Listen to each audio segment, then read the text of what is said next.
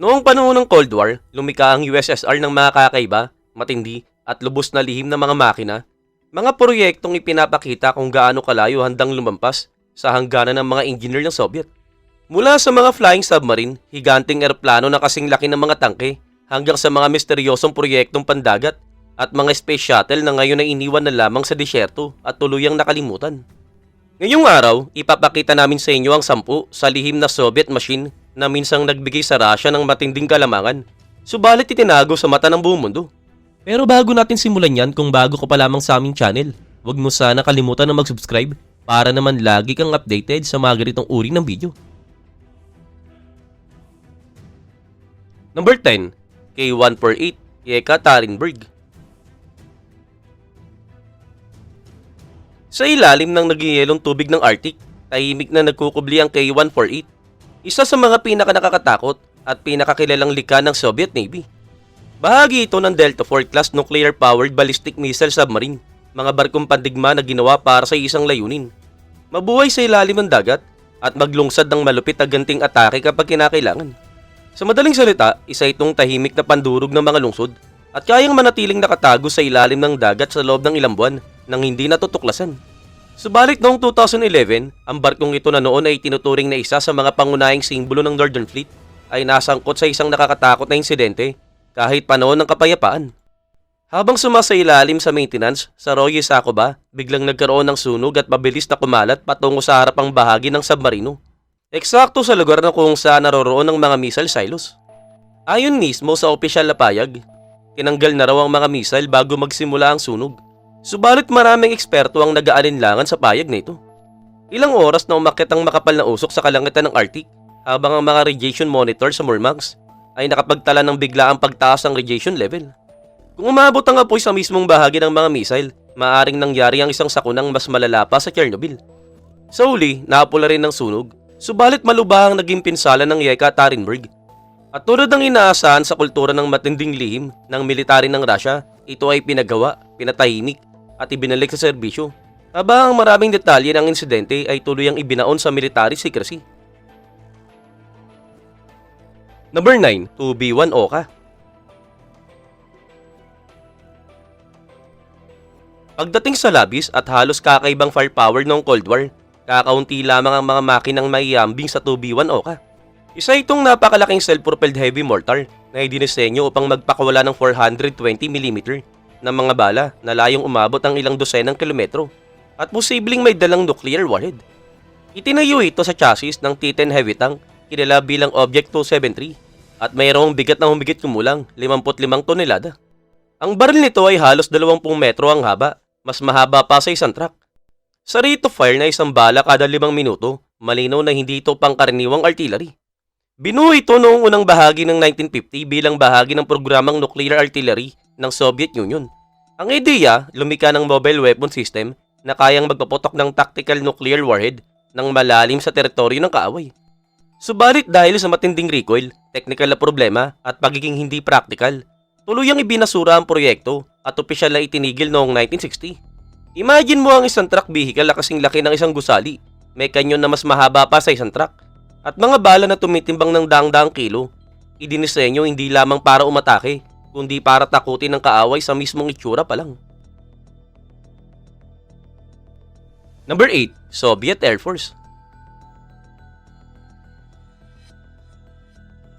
Sa malalawak na lupain ng Russia, nakakalat sa pagitan ng kagubatan at nagyayelong kapatagan, matatagpuan ng parang multong labi ng mga minsang makapangyarihang Soviet Air Force.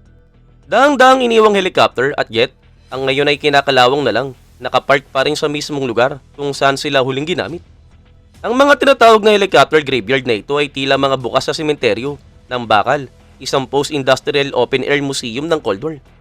Ang isa sa mga pinakakilala ay matatagpuan malapit sa St. Petersburg, ang Gorelova Airfield, isang malawak na imbakan na puno ng sunod-sunod na Mi-2, Mi-8 at maging Ka-27.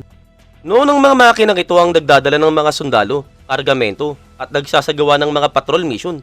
Subalit ngayon, unti-unti na silang nilalamon ng panahon, may basag na salamin sa cockpit, balaktot na rotor blade, at mga pulang bituin na halos hindi makita dahil sa kalawang at lumot.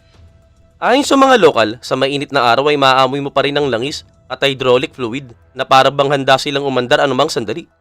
Pagkatapos mabuwag ang Soviet Union, maraming base ang bigla na lang inabandona.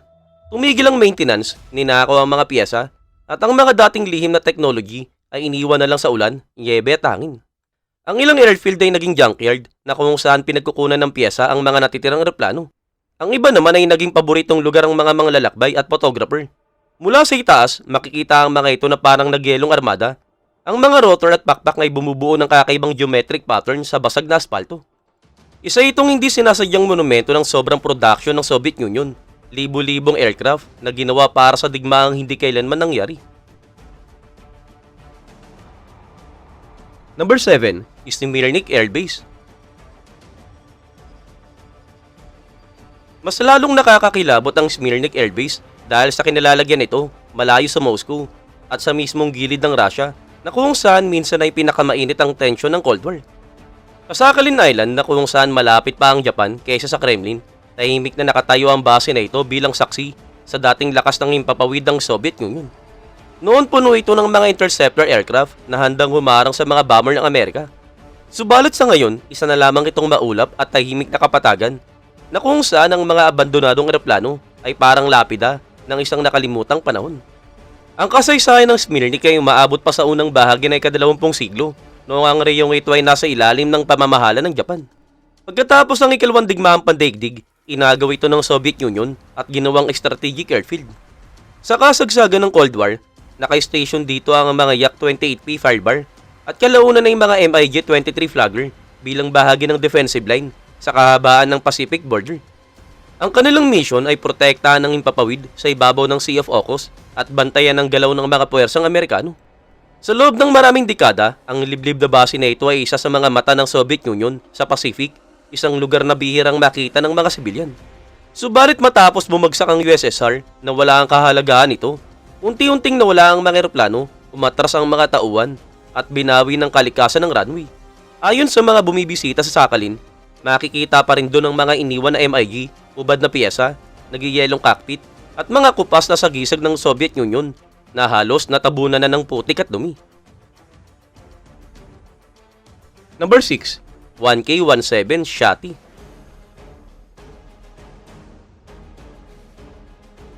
Kilalanin ng isa sa mga pinakamalupit at pinakamisteryosong makina ng Cold War, ang AK-17 Shati, isang self-propelled Soviet laser weapon na itinayo sa mabigat at tank chassis.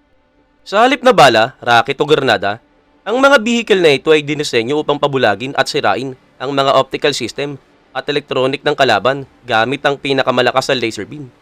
Lumabas ang proyektong ito sa huling yugto ng Soviet Union at iisa lamang ang prototype na kailanman ay nabuo. Batay ito sa isang binagong tank platform na pinaniniwalaang mula sa T-80 family o kahalin tulad ito na may bigat na humigit kumulang 41 na tonelada. Sa loob ng tore nito ay matatagpuan ng mga mahigit isang dosenang high-power solid-state lasers na layong bulagin o tuluyang sirain ng mga sensor, night vision device at guidance system ng kalaban. Sa aktual na paggamit, naging sobrang lihim, napakamahal at napakakomplikado sa technical na proyekto. Matapos bumagsak ang Soviet Union, ilang litrato at museum exhibit na lamang ang patunay na umiiral ito. Ayon sa isang ulat, gumamit ng sistema ng Ruby crystal laser at iba pang bihira at sensitibong kristal na naging halos imposibleng i-maintain sa kaguluhan ng 90s. Nanatili ang AK-17 Shati bilang isang madilim na halimbawa ng huling mga eksperimento ng Soviet Union. Isang panahong ang liwanag mismo ay binalak gawing sandata. Number 5, Minsk.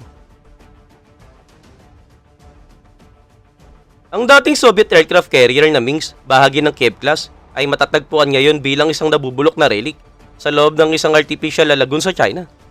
Itinayo ito noong 70s para sa fleet ng Soviet. Ang barkong ito ay inali sa service matapos bumagsak ang USSR at kalaunan ay pinagbili. Inatasan noong 1978, nagsilbi ang Minsk sa Soviet Navy bago ito mapunta sa China at gawing tourist attraction. Noong unang bahagi ng dekada 2000, isinama ito sa Minsk World Theme Park sa Shenzhen. Subalit nang magsara ang parke, inilipat ang barko sa isang lagoon malapit sa Nantong, sa tabi ng Yangtze River, na kung saan ito ngayon ay halos ganap ng inabandona. Imagine mo ang isang napakalaking aircraft carrier na dati ay rumaragasa sa karagatan, kasama ang mga jet at helicopter. Subalit ngayon ay nakadaong na lamang sa mababaw na tubig, tahimik na kinakalawang sa gitna ng sirang crane at tinubuan ng damo.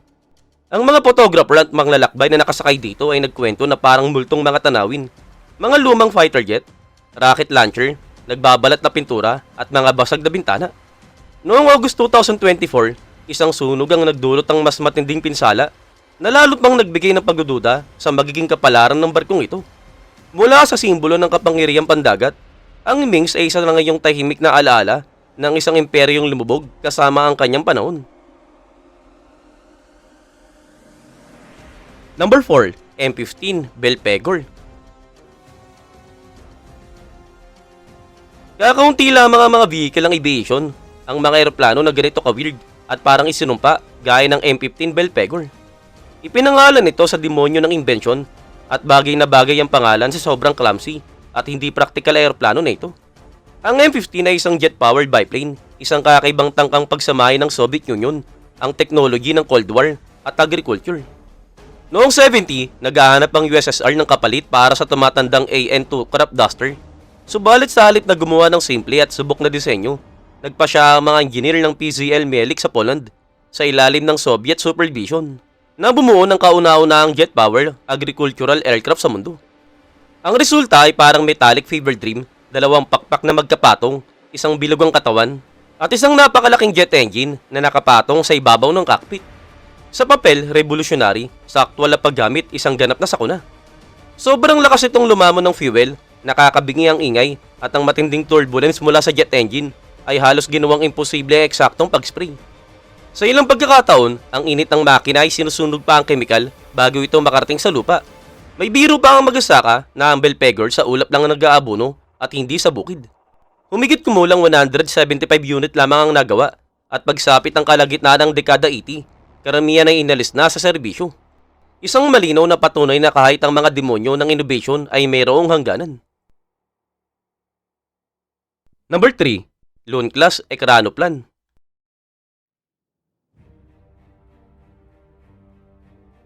Kakaunti lamang ang mga makinang nilikha noong Cold War na kasing ambisyoso, kasing kakaiba, at kasing lupit ng Lone Class Ekranoplan, lalo na ang MD-160, ang nag-iisang unit na kailanman na kumpleto. Ang terminong ekranoplan ay tumutukoy sa isang ground effect vehicle, isang vehicle na lumilipad na ilang metro lamang sa ibabaw ng tubig gamit ang aerodynamic lift na nabubuo sa pagitan ng mga pakpak at ng ibabaw ng dagat. Itinuturing ito ng Soviet Union bilang armadong pag-unlad ng mga unang prototype kabilang ang tanyag na Caspian Sea Monster. May habang humigit kumulang 73 meter, ang MD-160 ay pinapagana ng 8 napakalaking NK-87 turbofan engine na nakahanay sa harapan. Subalit ang tunay na nakakatakot dito ay kaya nitong magdala ng 6 na P-270 Moskit anti-ship missile at lumipad mabilis at mababa, halos dumidikit sa alon, kaya halos hindi ito makikita ng radar. Idinisenyo ito para sa biglaang pag-atake sa mga barko ng kaaway, dumadaos-dos sa ibabaw ng dagat upang maiwasan ang pagtuklas. Isang unit lamang ang pumasok sa service noong 1987 at tuluyang inalis sa operasyon pagsapit ng huling bahagi ng dekada 90s. Subalit kahit na matagal na itong hindi ginagamit, buhay pa rin talaga ang alamat ng Lone Class Ekranoplan. Isang paalala ng panahong handang gawin ng Soviet Union ang kahit gaano ka-weird at kalaking ideya basta makalamang lamang sa digmaan. Number 2, Bartini BBA-14. Ang Bartini BBA-14 ay nananatiling isa sa mga pinakakakaiba at pinaka-visionary na aircraft na kailanman nilikha ng Soviet.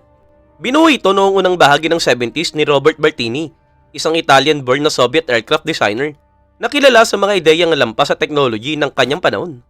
Dinisenyo ang BBA-14 upang hanapin at sirain ang mga nuclear submarine ng Estados Unidos.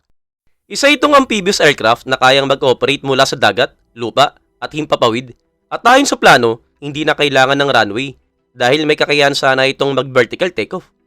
May kakaibang hugis ang eroplano, isang mahaba at bilugang fuselage na nakasabit sa pagitan ng dalawang higanting float. Habang ang mga pakpak nito ay gumagamit ng ground effect upang makalika ng dagdag na lift habang bababa ang lipad sa ibabaw ng tubig. Sa teorya, kaya nitong lumutang tulad ng VTOL aircraft o dumula sa ibabaw ng dagat na parang ekranoplan. Kasama sa disenyo ang 12 nakatagong lift jet engine sa fuselage para sa vertical takeoff at 2 malalaking turbojet sa likuran para sa high-speed flight. Subalit ang mga LEAF engine ay hindi kailanman naihatid, kaya't hindi naabot ang BBA-14 ang tunay nitong VTOL potential. Dalawang prototype lamang ang natapos at matapos pumano si Bartini noong 1974, tuluyan ng bumagal at huminto ang proyekto. Gayunpaman, ipinapakita ng mga test flight na kaya nitong gumanap bilang mabilis na seaplane. Umaabot sa altitude na 8,000 meter at bilis na mahigit 760 km kada oras. Number 1. Tereberka. Ang Tereberka ay isang liblib na fishing village sa baybayin ng Barents Sea sa Murmansk region, ay tahanan ng isa sa mga pinakanakakatakot na ship graveyard sa Russia. Matatagpuan ito humigit kumulang 130 kilometro hilagang silangan ng Murmansk at unang nabanggit pa noong 1523 bilang pansamantalang pamayanan ng mga mangingisda. Pagsapit ng huling bahagi ng ika-19 na siglo, naging permanenteng settlement ang Tereberka at minsang umunlad. May mga fish processing plant, parola, simbahan at maging ranger farms. Noong 2014, muling sumikat ang lugar sa buong mundo matapos maging setting ng pelikulang Leviathan dahil sa madilim at mapanglaw nitong tanawin. Sa lumang bahagi ng Tereberka, makikita ang mahigit 100 iniwang kahoy na barko, kalahating nakabaon sa yelo at tundra, habang ang kanilang mga watak-watak na hal ay kinakalawang na lamang. Ang mga wreck na ito ay bakas ng pagbagsak ng Soviet coastal fishing industry noong dekada 60 nang ilipat ang mga fleet sa mas malalaking daungan at ang mga maliliit na bangka ay iniwan na lamang sa baybayin. Ngayon ang mga barko na ito ay bumubuo ng isang parang skeletal na tanawin. Ang mga buto ng barko ay nakausli laban sa abong kalangitan, sinasalubong ng malalakas na hangin at nagyayelong tubig. Ang modern Tereberka ay talagang nahahati sa dalawa, ang luma, wasak na Tereberka at ang mas buhay na Tereberka Lodye. Ang libingan ng mga barko ay talagang malayang mapupuntahan at dinarayo ng mga photographer at mga lalakbay na naaakit sa post-apocalyptic na atmosphere nito. Kalinin K-7. Ang Kalinin K-7 ay isa sa mga pinakamalupit na eroplano na kailanman ay nabuo. Isang lumilipad na kuta na parang hinango mismo sa isang science fiction film. Dinisenyo ito noong unang bahagi ng dekada 30s ng Soviet aircraft designer na si Konstantin Kalinin bilang pagpapakita ng technological na lakas ng batang industriya ng aviation ng Soviet Union. Sa laki nito, nilampasan ng K-7 ang halos lahat ng eroplano ng kanyang panahon. Mayroong itong dalawang tailboom na nakasabit sa isang napakalaking central wing na may wingspan na halos 53 metro at kapal na mahigit 2 metro, sapat upang maglaman ng interior space para sa mga pasahero, crew at maging sleeping quarters. 6 na malalaking makina ang nakamount sa harapan at kalaunan ay dinagdagan pa ng ikapitong makina sa likuran. Kaya nitong magdala ng hanggang 120 na pasahero o 9,600 kilo ng bomba na ginagawang isa itong tunay na higante ng impapawid. Ang napakalaking landing gear at ang mga underwing gondola na may machine gun, turret at fuel tank ay nagbibigay dito ng parang insekto na itsura. Noong mga test flight noong 1933, tinawag ito ng mga nanonood na gumagalaw na gusali. Napakalaki na tila imposibleng lumipad. Subalit nagtapos ang pangarap noong November 21, 1933 nang masira ang tail assembly dahil sa matinding vibration ng mga makina, dahilan upang bumagsak ang eroplano malapit sa Kharkiv. Matapos ang trahedya, itinigil na ang proyekto at noong 1935, tuluyan ang winakasan ng programa.